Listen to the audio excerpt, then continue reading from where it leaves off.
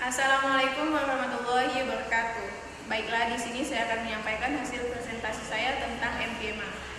Pengertian empiema. Empiema adalah akumulasi pus di antara paru dan membran yang menyelimutinya, dalam kurung ruang pleura, yang dapat terjadi bila mana suatu paru terinfeksi.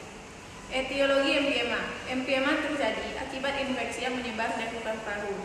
Infeksi inilah yang menyebabkan nanah menumpuk di rongga pleura, kemudian mengganggu fungsi dan kerja paru-paru. Patofisiologi empiema. Pleura dalam keadaan normal memproduksi cairan pleura sekitar 0,0 mg per jam.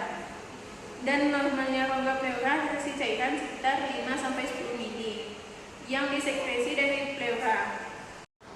Efusi pleura terjadi karena keseimbangan antara produksi dan pengeluaran cairan pleura terganggu. Tanda-tanda empiema. Lebih dari 50% penyebab empiema adalah efusi parapneumonia. Sedangkan 25% terjadi setelah operasi paru, esofagus ataupun mediastinum. 10% terjadi akibat trauma toraks dan 15% terjadi akibat sepsis, tuberkulosis, enterokolitis, nekrotikans, abses subdiafragma ataupun pneumotoraks spontan.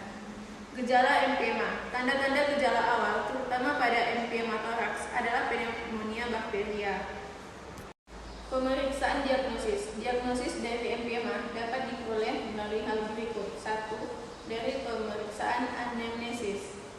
Kedua, pemeriksaan penunjang yang dilakukan biasanya fototoraks, tes kultur, dan kepekaan dari drainase hasil aspirasi dari pleura, serta CT scan yang digunakan untuk membedakan kelainan parenkim terhadap pleura.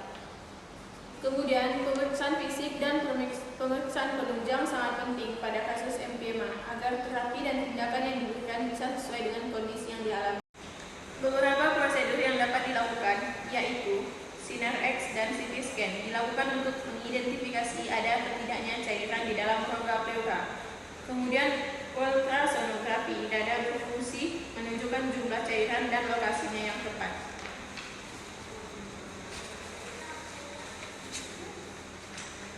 Kemudian tes darah membantu memeriksa jumlah sel darah putih, cairan protein C reaktif, dan mengidentifikasi bakteri penyebab infeksi. Kemudian torasentesis adalah prosedur dengan memasukkan jarum melalui bagian